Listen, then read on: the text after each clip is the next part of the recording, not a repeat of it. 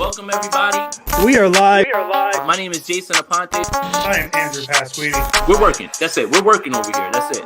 Let's go Niners. Let's go Niners. Sprint Ride Option Podcast. Hello. It is Wednesday. You know what that means. It's a new episode of the Sprint Ride Option Podcast, part of Blue Wire Hustle Network. I am Andrew Pasquini, joined as always by my co-host, the one, the only, the man, the myth, the legend, Jason Aponte. I'm watching wrestling right now, so I'm very over the top with the entrances. But Jason Aponte, how are you? How was your Christmas? Quiet. Got to enjoy the 49ers drama from far. John Lynch liked the tweet. That kind of sent everything into that. Yeah. Oh, you did forget about that. You know what? But do you know why? Times. Right, but do you know why you forgot about that, Andrew? Because crazier things have happened in the meantime around that. That's the circus. That is the team that we cover. That is the whirlwind. That is being a 49ers fan. That you forgot what happened on Christmas Eve that quickly. Real quick, before we get into the show, if you are watching this on a live stream, make sure you like this video, hit that subscribe button, hit that notification bell. Plenty of content to go around this week, as this is the second show that I've done on here and third overall appearance. But there's plenty to talk about in the 49ers world. And at this point, who doesn't want more 49ers content? And I see people asking me about where's my Jimmy Garoppolo jersey. The joke didn't go over too well throughout the day, even though that was literally my masterpiece of work. Let me just explain really quick, Andrew. Me and Brad did our State of the Franchise episode. Yes. I wore a Jimmy Garoppolo jersey. I thought that was funny. I thought it was hilarious to do that. People didn't get it. How much did you spend on that jersey? Why are you wearing that jersey? Calm down. It's a joke, bro. It's a literal joke, okay? And it's clearly me trolling the fact that people don't want that to happen. Whatever. Andrew, this is going to be a fun episode.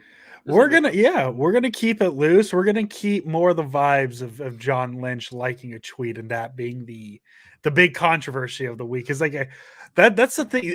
This isn't the first time this has happened with this team in the history of this podcast, where something happens weird like that, and it ends up being like the 14th most important thing to happen in the last week. I'll never forget where I was when when John Lynch liked that tweet. And I'll never forget where I was when he apologized for. He really brought, I know this is a week behind. I get it that this happened last week. We're catching up on these things.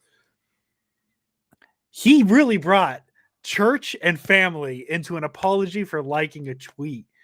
It's pretty fun. It was a pretty fun day. And it was up there with hashtag Kyle. It was a great moment in Niners history last Friday, and I don't know.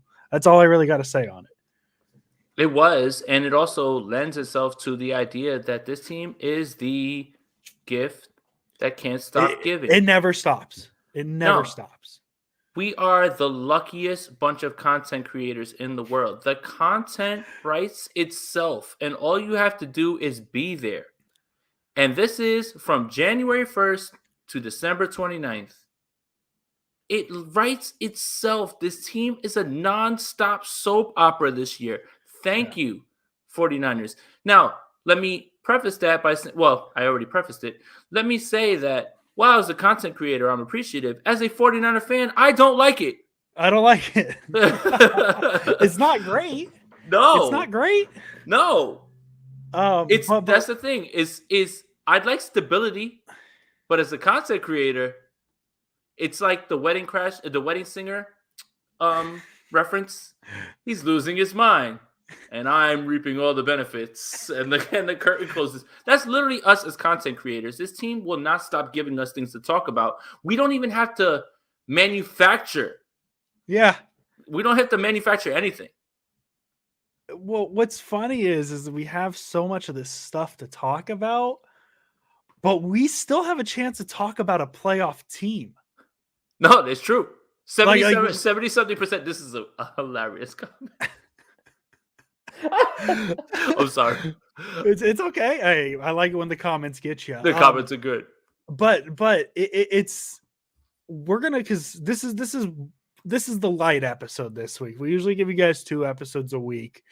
This week we're still giving you 2. This one's gonna be light. We got some questions. If you guys want to ask questions, ask them in the comment. And tomorrow we're gonna do our Texans preview, because that's the game coming up. We're not gonna do it Friday. Give you guys your New Year's Eve with whoever you want to spend it with, all that fun stuff like we did last week. And tomorrow we're gonna get to talk about playoff implications. And it's so funny because usually a team that has playoff implications like the Niners, because the Niners, I don't know what the percent chances that the Niners making the playoffs is right now. I'd assume it's pretty high right now. You don't get this much drama not drama, but this much side content. I'm not going to call it drama because there's really not much drama going. It's more side content. It's a side quest in a video game, right? Like you're trying to get to the Super Bowl and you got all these little side things going on. The Niners have so many of them, but we still get to talk about how good the team is and a chance of making the playoffs.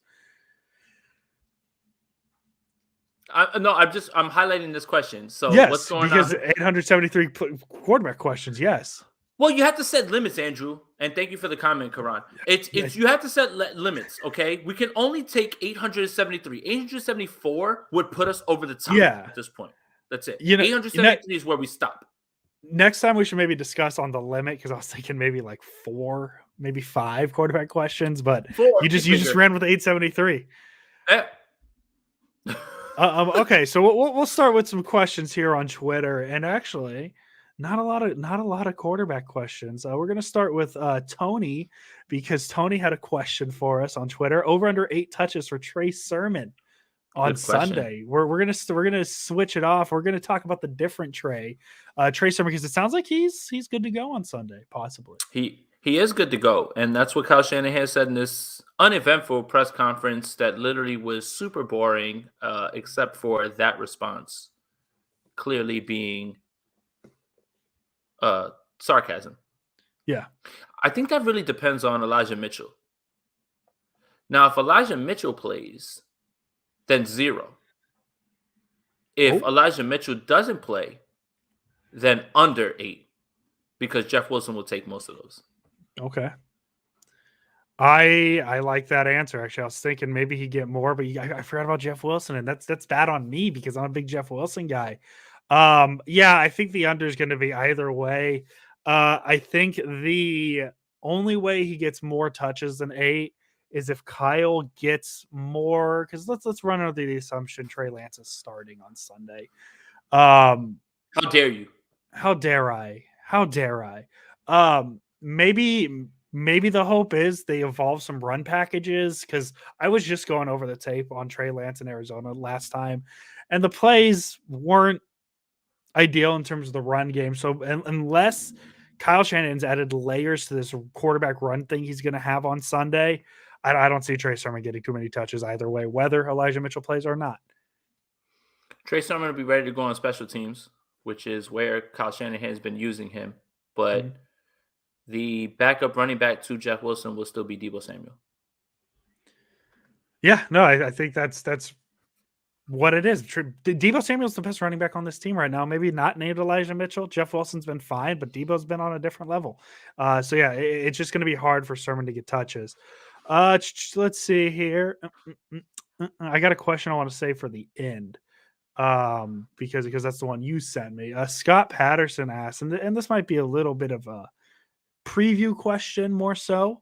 So I mean, we might table this one till tomorrow, but why did Houston beat the Chargers, and how scared should we be regulars less of quarterback? I think that means how scared should we be with the starters except for Garoppolo? I'm guessing that's what that means. So Jason, why did Houston beat the Chargers? Can you tell me that? Houston played a good game. The Chargers didn't. No. Justin Herbert turned the ball over a ton. The Chargers' run defense is atrocious. And Davis Mills played a good game. Credit to the Texans, but the Chargers largely beat themselves. And it was one of those games that you'll look back and say, whether they make the playoffs or not, you'll say, man, that's just a one-off. So I understand the hesitance. Hey, they beat the Chargers. You shouldn't underestimate them. I can underestimate them all I want. I'm not playing in the game. But they're not as good as people want to make you seem. I was much more afraid of the Jaguars and completely got that wrong. Yeah. But so I don't see the same thing at all. I just feel like the Chargers played down to the competition, played poorly, but at the same time, exposed some things that the 49ers can exploit. Their run defense is atrocious. Justin Jackson was great. He played very well. Imagine if Austin Eckler was there. Justin Herbert didn't have a particularly good game. And the Chargers' run defense is atrocious. Rex Burkhead. I didn't know you were Jim Brown, buddy. Had no idea, man. Had no idea. The 49ers will not allow that to happen. Yeah. Yeah. So. I feel like it kind of adds to the 49ers season, the fun things we could talk about, that when the Niners have a game, they need to win, right? They can't really lose at this point. Win, and it makes it easier. Of course, the team they're playing is one of the worst teams in the league, coming off a win against one of the better teams in the league. So now we have that extra little hesitation of, oh, wait, are the Texans actually that good? Or I don't think they are. I think Jason said it right, because we talked about, I mean, go back to the Jaguars game. Literally, the title of the episode was don't sleep on the Jaguars, or something like that. Be wary of the Jaguars. I have more Falcons feelings about the Texans than I do Jaguars. I don't think this is going to be a close game. And I know we're leaning into the preview a little bit here, but I just think it's more Atlanta, man. It's every matchup feels good for the Niners, feels very good for the Niners. And I don't think it really matters what quarterback starts. I think the Niners are that much better than the Texans. How dare you say that, Andrew? How dare you? How dare? Is that our gimmick now? We're just gonna say how dare anytime. But I agree. Jimmy Garoppolo, Trey Lance, Nate Sudfeld. You could run the ball 40 times against this Texans team and do exactly what you want to do. And if this team is going to make the playoffs, then either of those three quarterbacks should be able to execute this game plan. Ray Iverson, we haven't gotten to your question yet. We're going to save that one later. I know a question you're talking about. Leo, good friend Leo, asks, Quentin Dunbar is far removed from a stellar 2019. Do you think it would be worth a flyer to sign him given the cornerback state, or is that a conversation over and we're rolling with what they have? I think it's at this point it's they're sticking with what they have. If they were going to make a move, they would have made it a while ago. You're not going to make a big shakeup like changing your starting cornerback with a guy off the roster this close to the playoffs. And to be fair, credit the 49ers for at least trying to figure out what they have and go through the development, as you know, with Ambry Thomas and things like that. If they wanted to have another cornerback who was veteran status, I agree with Andrew. They probably would have done it. But thank you, Leo, for that question, because that is something that's out there. And Brashard Breeland is somebody who is about to be signed with the Arizona Cardinals. A lot of people asked that. I said sign him. Didn't necessarily say start him, meaning that going forward. And the reason that the 49ers are in the space that they are at cornerback is because of the injuries that they sustained. So, but yeah, I hope that answers the question, Leo. Big fan of Leo Luna, and thank you for your question. I'm honored. Thank you, Leo. We really appreciate it. I think this was a meme question from @sad Niners fan. When will it get better? I mean, I like, to me, kind of off of what I was saying earlier, like it could be a lot worse. Like this could be a lot worse. They could be a Lions talent team with the things going on right now. And we could be talking about a bad football team without a first round pick and no idea what's happening at the quarterback position because nobody seems to know. But we're still talking about an 8-7, I believe 8-7 right now team that's in the driver's seat for a playoff spot, could clinch a playoff spot on Sunday. All they have to do is win, and the Saints lose to the Panthers, which, you probably know, not going to happen. Well, if the Saints don't have Jameis, you can't trust them. The New Orleans Aints, am I right? Big Panther guy. So yeah, it could be worse. I mean, I don't know when it's going to get better. I mean, I don't even know the definition of better. And I think this is mostly my fault for even answering a meme question, but here we are. It's not going to get better. Oh, it's not? You okay. We're 49ers fans. The roller coasters that we lambast Jimmy Garoppolo for with his play are the exact roller coasters of being a 49er fan. And this year encapsulates that. Yeah. 2-0. Here we go. 4 in a row. Oh no. 3 in a row. Here we go. There we go. Bad loss. Oh no. Because that's 2 Arizona. in a row. Yeah, 2 in a row. Here we go. Bad loss. Oh no. Such is life as a 49er fan. Such is life. And you know what? I know you don't want to hear this, but I'm trying to give you the broad side of it. You're a better person for it. Because nothing can hurt you. Yeah. Nothing. Nothing can hurt you. Oh man, So- just wait until Trey Lance hits and the Niners are en route to their third straight Super Bowl because of him. And we're gonna be laughing at this. Like we thought this was like bad or anything. Like look at what this process gave us. 3 Super Bowl titles. Trey Lance, boom, got it. I don't know. I don't know why you did that. I don't know why you did that. Hey man, clip it when when the Niners win 3 in a row. We got it right here. We got another Zach Greer. This one's a little off topic. What'd you guys get for Christmas? I also want to know what you got. What'd you get? Oh, he's gonna a little keychain. Who got you that? I got this from Andrew Pasquini. Oh yeah, and he's cool. That he is very cool. And what that is a Spotify link that when you scan it with your Spotify app, it takes you to the Sprint Right Option podcast. Yes. We should sell those. But you got the first one. And it brought a tear to my eye. And it came with a note that I have right here.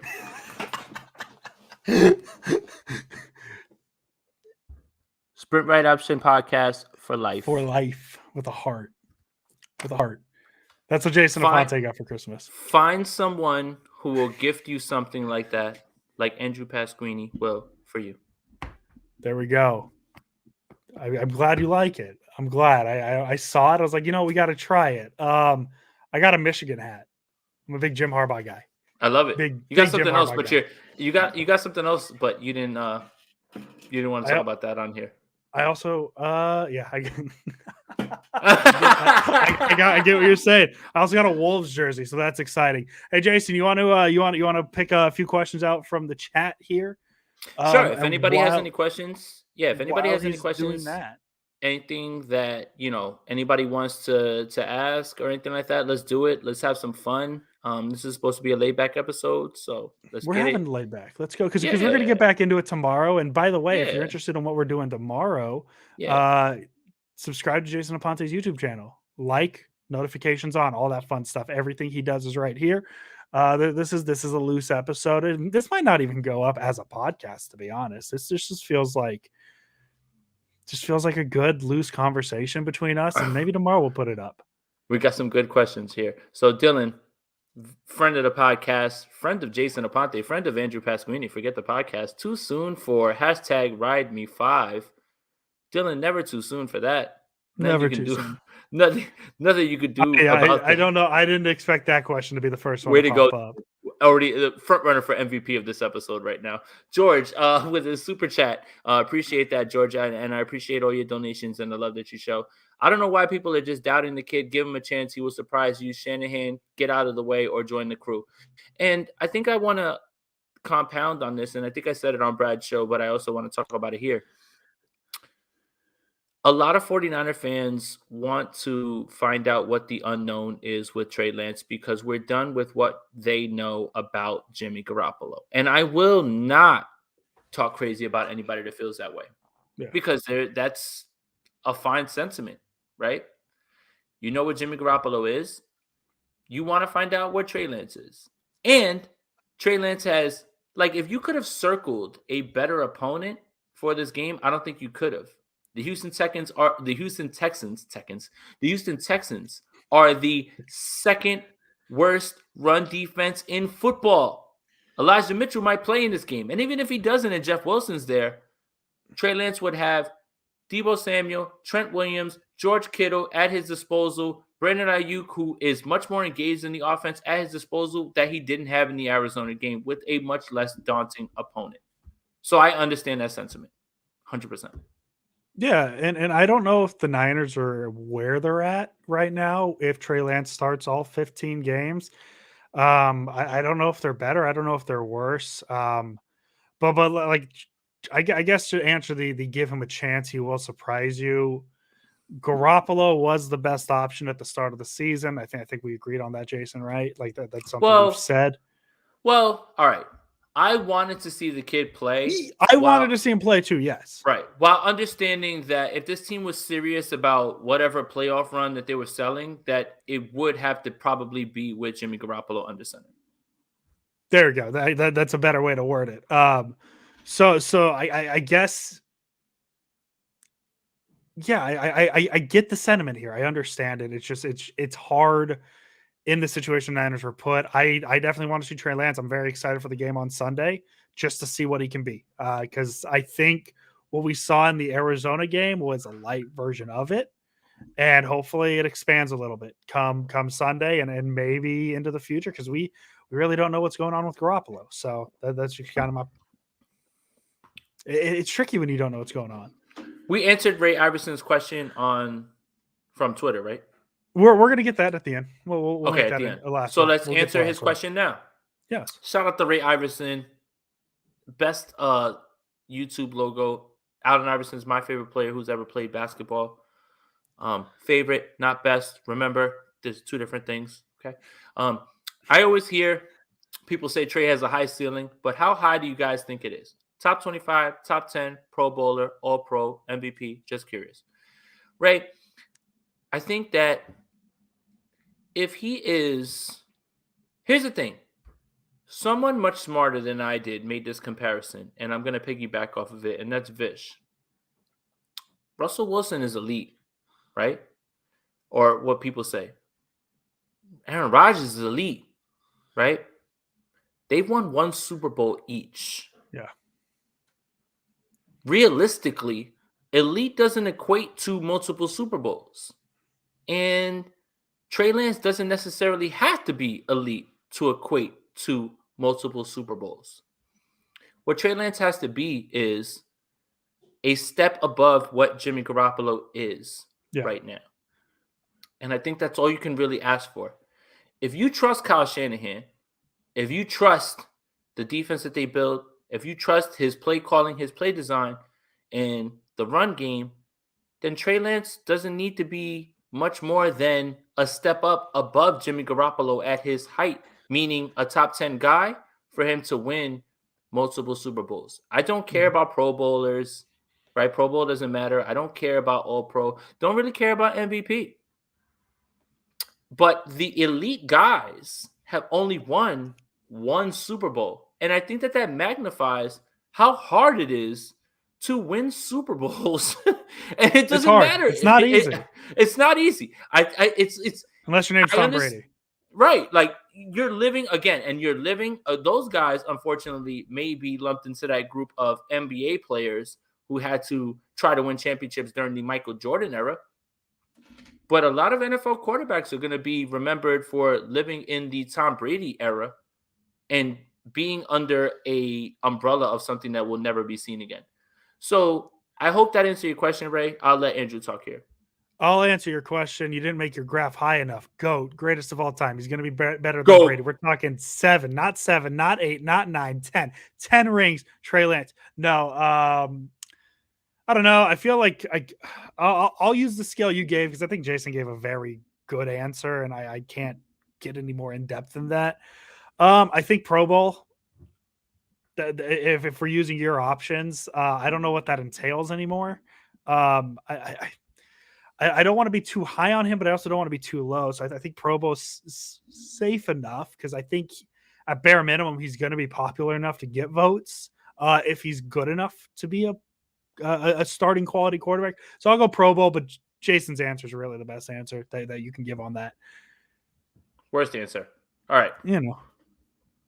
Tio, who has the worst game, Norman or Ambry? Why are we doing this? Don't do that. We're not answering that. We're not answering that. I don't want to do that. Nobody. Why can't we talk? See, why can't Norman. Why can't we spin the question? Say who plays better? Who? Because I think they both offer. I think they both offer good things. Peanut punch Norman. He got that. When was the last time he forced a fumble, Andrew? I know. I'm trying to be diplomatic in this. No. Who's gonna have a worse game? Norman. Who's gonna play better? Ambry. Let's Let's dig our cleats in the ground here on this one. Come on. All right, let's go to this one. What player of the Wolves did you get on Christmas? Oh, man. Oh, he's going to go get it and flex on everybody. Oh, man. Oh, man. Oh, man. Look at it. I got a Adama Traore, my favorite player. Nice. First player who got me into it. There you go. Literally have no idea who that is, but I'm very happy for Andrew because I know that that's something that he's very excited about. And if he's excited about it, I'm excited about it. Let's keep going.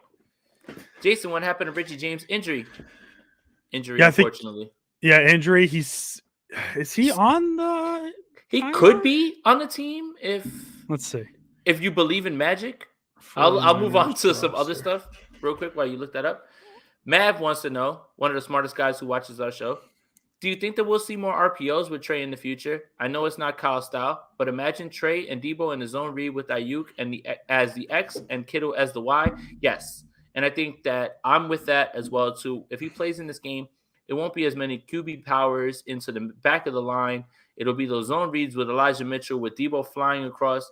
And we saw success with it in the Las Vegas Raiders game. God, I don't even know. They've been all over the place. I still call them St. Louis. I call them the St. Louis Rams. So, Well, yeah, there you go. So I think you've seen that success, and I think that Kyle gets back to that. And I think that what happened in Arizona was two things. One that I kind of can take Kyle to task for is play calling a little scared. And two, maybe his finger wasn't as right as people believed it was. So, Richie James is on IR. Well, so that means he's on the team.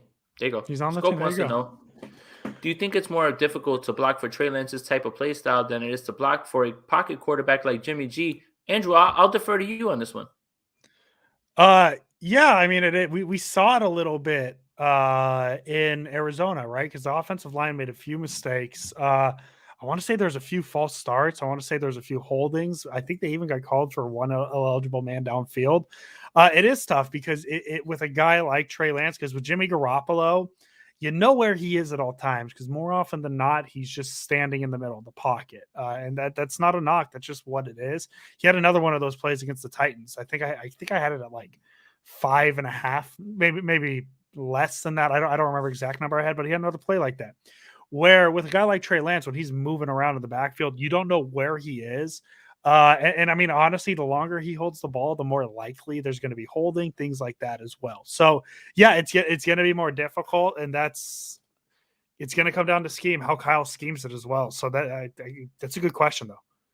Boom. It would be really nice if we found out who was going to be playing so they could just get those reps done. But yeah, absolutely. We're not going to find you and I, Jay, we're not going to find out till Saturday. But we're not going to find out until maybe Sunday. This is game time decision. We're all chaos in the world. All chaos. Frank the Tank wants to know, would you guys like to see a few plays with both quarterbacks on the field at the same time? Would I? No, and here's why. Because I don't know how that works in terms of I try to consider myself good with X's and O's, but I don't know how that works. And Jimmy Garoppolo lining up as a wide receiver or something like that with Trey Lance on the center, I really don't feel like you're fooling anybody. So maybe this question is more equipped for somebody who's smarter than I am in terms of football, X's and O's. We've already seen both quarterbacks on the field at the same time. All those double passes with Debo, right? Oh, Debo's not the you had to. I just had to. I think the only way that would work is if you're running with Garoppolo and shotgun and Lance to his left and things like that. I don't think the logistics of it are there. I don't know how it would work. So I don't think I would like to see it, but what do I know? Because Kyle Shanahan probably somewhere in the depths of his playbooks, maybe, you know what? Maybe that was one of the plays he was drawing up while talking to Fields. Maybe it was a double quarterback play. So I don't think it would work personally, but hey, man, Kyle Shanahan's proved me wrong before. Thanks a lot, Pat Sweeney, for bringing that up. Okay. Zero Shift wants to know, what's up with all the different sources about Jimmy's thumb injury? That's a very good question. While I am choosing not to put the tinfoil hat on what's going on, you can't help but scratch your head as to Kyle Shanahan coming out and saying, oh, it's a sprain, and then the two biggest NFL insiders tweeting nearly at the same time. And the fight between Schefter and Rappaport is something that we should document. There should be a 30 for 30. What if one? I think you could do that with a few sports. I think you could do that with basketball too. Woj and with Shams and Woj. Yeah, right. I mean, Shams was the one who dropped that Trump had COVID. Oh my God! What a moment! That in itself needs a 30 for 30. But there could be a 30 for 30 if one insider had more intel. He just has it all. Yeah. I mean, there is it does feel weird.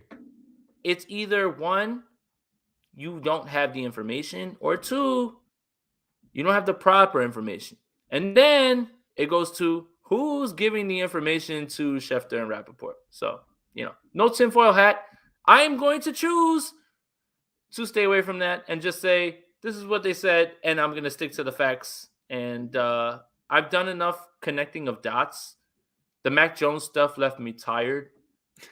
So I don't care anymore when it comes to that. Don't you miss the days when we would have to come on and talk about every? Remember when we came on for the podcast or the press conference where he said Mac Jones? He said things about Mac Jones, and we had to come on and just be like, I think I said the sentence, "Everything's a lie until it's a truth, and everything's a truth until it's a lie," about 4 or 5 separate times. Those are good times. Good times for this podcast. Good times. But go for it. It's your point with this. Everybody.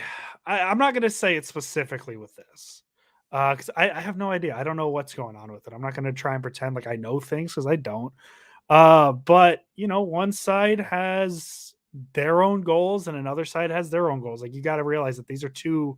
If we're looking at it in terms of two sides, the 49ers and Jimmy Garoppolo, the 49ers have a goal they're trying to accomplish. And whether or not, you believe it or not, Jimmy Garoppolo has his own things. Whether it's in line of what the Niners want, I don't know. And as I said, I'm just using the names because they're the names here. I'm not saying this is what's going on. Obviously, the Niners have something going on that they think he's fine. And I don't know. It's such an interesting thing. And I feel like I need to, just with like the thumb thing going on right now, right? It's I feel like I got to put headphones on and listen to a true crime podcast. That's how much depth there is to this right now. And we're just talking about a thumb. But yeah, I mean, I guess just different sources is one side saying one thing, one side saying the other. And that's just kind of what it is. Yep. Karan wants to know, what are your thoughts on Fred Warner's comments today about Trey? How he was practicing before versus after he talked to him and how good he has been now. Fred gave us more info than we've ever got. Yeah, do you want me to read the quote? Because I have it in front of me. Yeah, for sure. I think his confidence has continued to grow and grow. I think early in the season, working on the scout team, he was running. He was more playing things a little safer and using his legs to try and extend a run, and didn't want to throw an interception. The conservative style wasn't productive for Lance's development. Blah blah blah.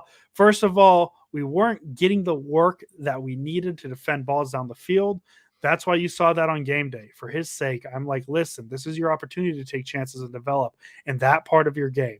Take a chance. See if you can fit the ball in tight spaces, or can you throw on the run and make a pass down the field. And then, God, there's more. There's a little bit more. I promise I'm almost done. After that conversation we had, he started really to grow. You start seeing these crazy plays where he is just getting right over guys' fingertips, just tossing the ball downfield and making great plays. It's just a confidence thing. You grow every year, especially as a rookie. Every single day, do things a little more, pushing the limits.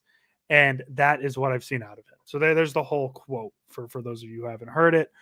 Yeah, I mean, there's a decent amount of info there, right? Kind of saying he was playing it safe, but I mean, he's a rookie, so I don't know how much we learn from this quote, because I could see being a rookie, being a guy, especially a situation, Trey Lance, where he's coming in playing one game last year, kind of taking things slow and being a little more conservative with his choices. And so I don't know how much Fred Warner's advice helped. It sounds like he thinks it helped quite a bit. But that's kind of my take on it, Jason. I'm sure you got a little more too. Well, I mean, in practice, and I love Allen Iverson, we talk about practice, right? They can't hit the quarterback. Nobody's pass rush is where it's at. But you do want to hear these mental strides. And Fred Warner's not saying that to just be effusive in praise of him for no reason. I believe that Fred Warner realizes I'm a part of this team's future. Clearly, Trey Lance is a part of this team's future. You would hope he is. Yeah. Let's see. The circus continues.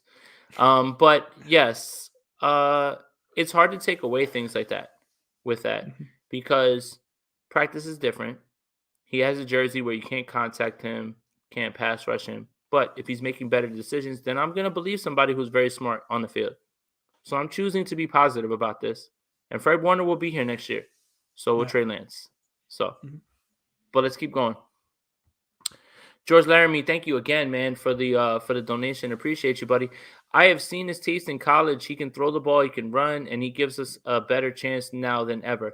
You're probably right about that right now, right?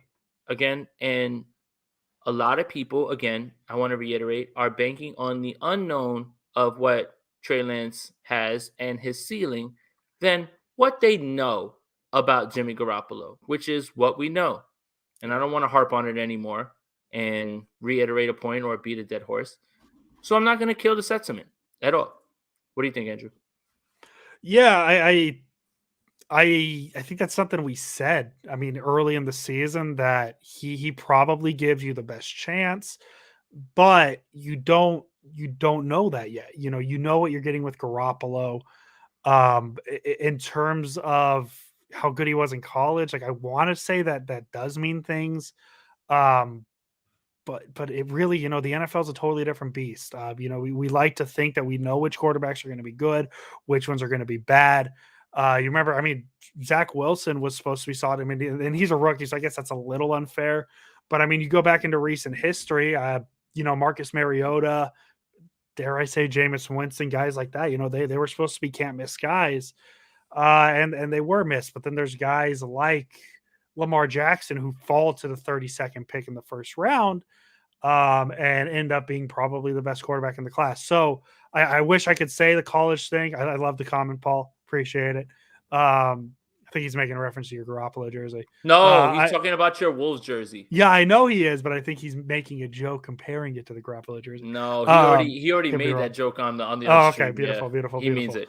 But yeah, I do think that this might be a good thing for the Niners because if Trey Lance ends up being what we think he can be, you really want to talk about peaking at the right time. That might be a good thing. So let's keep it loose. Shout out to Niners Sickness Podcast and make sure you subscribe to his podcast. This is a great question. Question to all the viewers of who of the panel has the better beard. I will answer this question and Andrew doesn't have to give a follow-up answer. It is Andrew Pasquini. It's Andrew Pasquini. Can I tell you that whatever it is that you believe of my beard was literally the result of the world shutting down and me not being able to see my barber. And when I finally got a chance to see my barber, he said, "Hey, you might have something here." And it has been a daily upkeep. Still got some spots that is missing. That man can shave his beard and like Tim, what is his name? Tim Allen in the Santa Claus will shave his beard in one day, and the next day the beard will absolutely come back. Andrew Pasquini, hands down, best beard on the Sprint Right Option podcast. I've had it since I was 16, so there you go. Yeah, that's it. Matt Flores wants to contribute. Thank you for the contribution, buddy. Kittle threw Trey under the bus to coddle a veteran. Andrew, do you want to give a more measured response before I say something off the handle? Yeah, I think I don't think it's on purpose. I mean, I get what people are saying, but it's a tough situation to be in as a player, especially a target of a quarterback, where what's more important, keeping the morale of the team high, keeping a player, his morale high, all that stuff. I don't know if he tried to throw Trey under the bus. I don't think he did, but I can see how it comes off that way. Okay. I think George Kittle and a lot of players on this team are tied to Jimmy Garoppolo because their only taste of success has been under Jimmy Garoppolo. That's fair. Was that measured? Okay. Yeah, no, that makes sense. Okay. That makes sense. Let's move on. Michael Young, thank you for the donation. Appreciate you, buddy. I think Kyle called that weak game plan against the Cards, Trey's last start, to prevent the quarterback controversy. This time, Kyle will have a Mullins-type game plan, and Trey's going to kill it. Andrew, you first. Verbal meme. Jason Aponte with the tinfoil hat. There you go. I mean, I jokingly threw that theory out there with, or I read it about the Saints quarterback situation last year because he knew if he started Jameis over Taysom, he couldn't go back to Drew Brees. I don't think that's the case here either. I don't think Kyle's out here throwing games. I wish it was as easy to say Trey Lance is ready to go. I think if that was the case, we'd see it. He'd be on the field more. I just think that the way the offense was called was what Kyle was comfortable with at that time. Hopefully we see something more advanced than what we saw last time, because I don't know. I mean, it's the Texans; they'll be fine either way. But I do think that if God, I'm losing my brain every so often right now. I don't know what's going on. Hopefully we see it evolve. Essentially, I guess that's my point I'm trying to get to. Is I don't think it was on purpose the first time. I think that's where he was. Hopefully he's evolved over time. So, yeah, and I think a little bit of it has to do with, okay, Trent wasn't there, George wasn't there, Elijah Mitchell was on a pitch count, and again, Kyle kind of sometimes goes into his shell when he doesn't realize what he can do, or he thinks, hey, I've got to take this away because of what's going on. So, I wouldn't say it's as cut and dry as what you're saying, Michael, but a lot of it does kind of fall on Kyle in terms of putting Trey in a spot to succeed. And that's what had me more enthusiastic about Trey's first start more than anything was, man, all things considered, with all of those things thrown at him, and he did what he could. I mean, Trey Lance had 1 3 and out in that game. One. I mean, would you argue with that? If that was Jimmy Garoppolo, you probably would be like hoisting that up like it was a Super Bowl trophy if that was the case. Yeah. So, rookie in his first start. Yeah, I remember that game. Like, it was what, 4? I think the final was 17-10, and it felt like they were on. Like it felt like such a winnable game. Like Lance was good, but the numbers didn't show it. It was weird. It was a weird game to watch. Ambry has been better than Norman the last 2 weeks. Prove me wrong. No one's proving you wrong, James. We agree. Good take.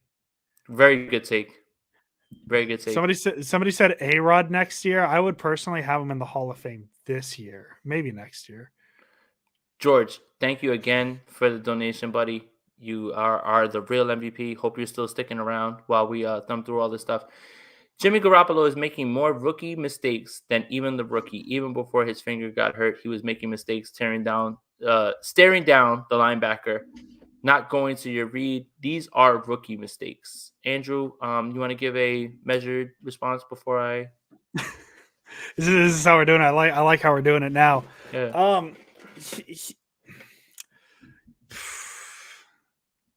He's not wrong. I mean, he's still making the mistakes. But he like George, I get what you're saying. I understand it.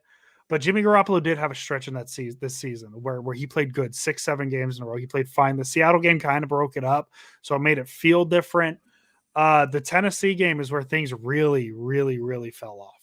And that's it. As we said, as long as he was winning, as long as he was a part of the Niners winning games, everything is fine. As long as he wasn't costing the Niners games. And he wasn't. The Seattle game, you could say a few things went wrong. The Tennessee game is where you start to lose me a little bit, because Jimmy Garoppolo lost that game for the Niners. We said it. I know you could say the defense and the third downs and all that stuff, Jason. I get that, but it should have been 24-0 going into halftime. At least, if you want to say let's say he doesn't throw it to Kittle and they kick a field goal, we're talking 21-0 at halftime.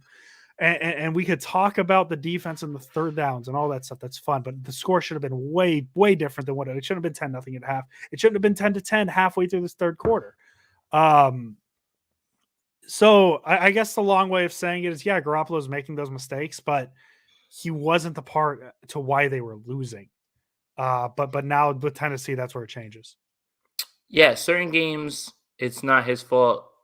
Arizona never felt like it was his fault. That game felt like the defense and guys fumbled the football. Not gonna blame Jimmy Garoppolo for that. He was part of the blame for Seattle too, but special teams was just as bad. Yeah, Seattle, Tennessee, and I also give him a little bit of blame in wins. The Philly game. Why didn't you guys score more points? Cincinnati. What happened? Like, so I hear you. And I think that's a lot of fans' frustrations. It's a valid criticism. Valid criticism. It's valid criticism. Cade Lombardi wants to know, and thank you for the donation. Lombardi, that name. Stop. Is this someone's burner? Got to change that up real quick, just in case. But what did Kittle do to throw Trey under the bus? I'm not certain what you mean, unless there's something that Andrew has. I saw the quote earlier today, and I don't think this is the quote. I know I saw some people whispering about it, and as I said, I don't think this is the only quote I'm finding. Quote: I feel like Trey's matured a lot over the course of the season. I'm confident in him. I don't really have any doubts. I think he's a hell of a football player. That's probably not it. Let's see. I'm looking for the quote. If Cade, you want to pull up? I guess Cade. What it is more than anything is that I think he threw his support around Jimmy Garoppolo in that way, but I wouldn't say that is necessarily why. Mav's got it. That's what he said. He said Kittle went on 97-9 and said 100% Jimmy plays. I don't think that's throwing him under the bus. Yeah, that's not throwing him under the bus. That's playing for his boy. Yeah. So. No, as I said, I guess this goes down, and this isn't to the fault of Cade for, we appreciate the donation. No. I'm sure you wanted that question asked because I don't think we said on here that he did. So I'm not saying that or anything like that, but it is good that we were able to talk through it and figure it out. Yeah. No. And it's one of those things where if, we become so separate on the Garoppolo Lance conversation that if somebody says something pro Garoppolo, it's that the pro Lance people are going to take it as throwing Lance under the bus. And I think that's just what this is here. So if that's the quote, at least. Yeah. George, again, man, thank you for the donations, man. Really appreciate it. I promise you that it means the world. I honestly think Kyle Shanahan is helping Jimmy G more than we even think, just to keep him looking good. So what about Trey? Keep your eyes open. This is the question that I think a lot of us have to grapple with ourselves. Yeah. Does he really believe that Jimmy is the guy that can win more? Is he trying to prop up his trade value? Is he trying to protect his rookie? What is Kyle Shanahan's motives? And honestly, George, anything that we tell you or anything that anybody ever says would be pure speculation. Mm-hmm. And I don't know. I mean, I know that people want to hear definitive takes.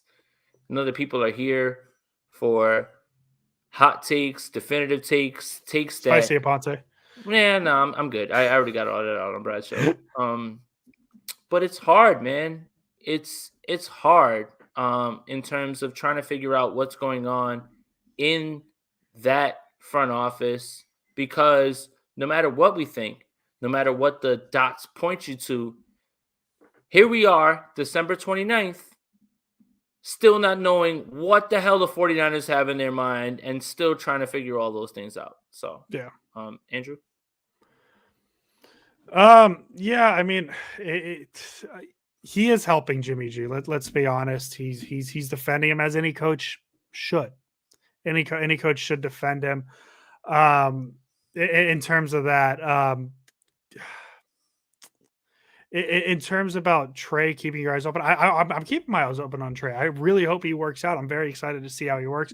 I think it's been way too long since the 49ers have had a quarterback who has the athleticism as Trey Lance. I'm excited to see what he has on Sunday. I think we all are. I think we're all very excited. I think that goes without saying, and you'll get a lot of that tomorrow when we preview the Texans game and all that. Wait, tomorrow? Tomorrow, Thursday. If you subscribe, and we're at 50 minutes, so we could probably call it here. If you'd like. Oh, we still got that one last question I want to make sure we get to. So we'll get that last question, and then go to the last one from Ray Iverson. Ray Iverson. Yeah, so we'll take this last question because this is a little more of a fun question, fun one to end it on. If you're new here, make sure you follow Jason Aponte's or subscribe to Jason Aponte's YouTube channel, and turn on the notification so you know exactly when we're live. Tomorrow 5:30 we'll be live Texans preview. Like this video. And like this video. Make sure you like it because we like you, so like us back. We love you. Works. We can't give you a love though. We can't give you a love though. You can give us a like. From Ray Iverson, and as I said, this is a fun one to end on. What is your favorite 49ers memory, and what is your worst? Shout out to y'all, a fan for life. That means a lot, Ray Iverson, especially coming from someone who has the avatar of my favorite. Like, you know what? Tomorrow, just for Ray Iverson, tomorrow, I'm pulling up in one of my 3 Iverson jerseys tomorrow. Ooh. No Niners gear. I got one of them. Gear. One of them. Favorite 49ers moment. I think we kind of talked about it in past episodes, but I'm old enough to remember when the 49ers couldn't clear that Dallas Cowboys hurdle. And it was the 94 NFC Championship for me. And knowing full well that as a fan, I probably took that Super Bowl game super lightly because there was a game to be played after that. But knowing that when the 49ers finally beat the Dallas Cowboys, whoever came out of that AFC had no chance to stop Steve Young and that offense. And I hate that it had to be the San Diego Chargers. But that is my favorite 49ers moment because I knew that my team, while I was aware and able to enjoy, was about to win a Super Bowl. And boy, did they not disappoint. Worst moment? Oh, the Seattle tip with Kaepernick. Not the 2019 Super Bowl. Too easy. I was in Miami for that. Not the what's the other one that everybody has there? Oh, the Ravens Super Bowl. Yeah. It's the Richard Sherman deflection. And that one kills me the most because the 49ers had that game, felt like it was slipping, and then it felt like, oh, we have a chance to really gut their heart out for once. And it ended in that fashion. And I think the worst part about that is this. I knew for a fact that whoever came out of that game was going to win a Super Bowl. Yep. And the Seattle Seahawks obliterated the Denver Broncos. Let me add another layer, which obviously doesn't apply to all 49er fans. The game was played in MetLife Stadium, which I live 15 minutes away from. Jason was going. And I promised my fiance at the time, I'm going to empty my bank account so I can sit on the roof and watch my team win a Super Bowl 15 minutes away from my stadium, 15 minutes away from my house. All of that went out of the window pretty quickly. And that Seattle one is the one that's always going to stay with me for a long, long time. I think for me, my favorite moment, probably the 2012, whatever year, divisional game against the Saints. I was born in 92, so I don't remember a Super Bowl. I vaguely remember the early 2000 teams with Mariucci, with Garcia, Tio, all that fun stuff. My memory of the Niners is Alex Smith, those 2004, 2003, 2005, 2006, 2007. JT O'Sullivan, Sean Hill, who's the Miami quarterback, Ken Dorsey, those years. And then this dude from Stanford comes along, becomes the head coach. And it's kind of like, and I know my baseball folks, I know my football fans like it when I talk about baseball. It's like you get to say the sentence, Barry Zito beat Justin Verlander, and he outdueled Justin Verlander in a World Series game. Alex Smith outdueled Drew Brees in an NFL playoff game. All the emotions, the catch three, the run, Jimmy Graham's touchdown, all that stuff.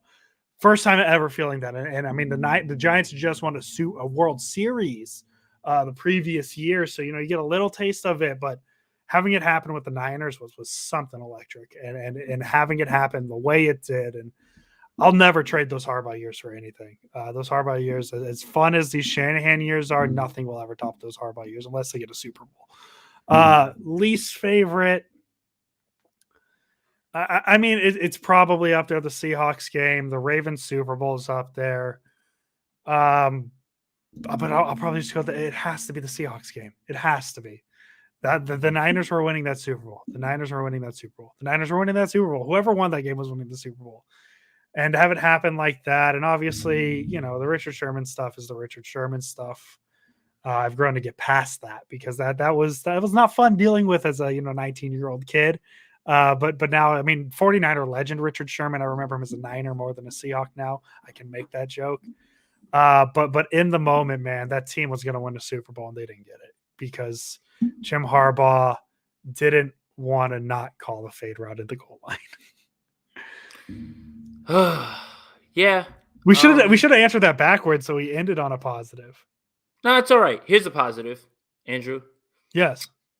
Tomorrow will be our last show of 2021. Oh, man. Why is that not a positive? That is a positive. I just like the year is flying by. Yeah. Can you believe that we made it after Kyle Shanahan didn't know if we were all going to be alive on Sunday? Can you believe that we are here and we cover a team that is the gift that keeps on giving in terms of content? Can you believe that you and I, considering where we were last year in terms of our platform, how many people enjoyed our content, how many people viewed our content, at least how much 1 million. we've grown? Yeah, how much we've grown. So let's end on this positive. Let's reflect on how much we've grown, how close we've gotten, how big this thing has gotten, and how much more there is to do, and how much more content there is to cover. And I couldn't have picked a better person to go through it than with you. And that's what I'll say. That's a positive. Man. As I said, 2021 is the year of Jason Aponte. 2022 is going to be the year where Jason Aponte absolutely blows up. I could not have picked a better host to do this with as well. And hey, man, we're gonna as we've been saying, we haven't lost this. I know it's been a week. We get to talk about a playoff team the next couple weeks here. That's going to be fun. That's and this one fun. Too. And this one too, man. Senior Bowl and the Senior Bowl. So should be fun. Should be fun, Jason. 2022 around the corner. We will be back tomorrow, 5:30 p.m. With the Texans preview. It should be fun. And we'll see where the Niners go because it's only going to get more interesting from here. Go Niners. Or actually, Jason, you say that. I was going to say go Niners and go Panthers because the Niners need to clinch a playoff spot. Well, say go Panthers and I'll say. Yeah, there we go. So Jason Aponte, as always. You first? Let's go Panthers. Let's go Niners. And meow. And see you tomorrow. Welcome, everybody. We are live. My name is Jason Aponte. I am Andrew Pasquini. We're working. That's it. We're working over here. That's it. Let's go Niners. Let's go Niners.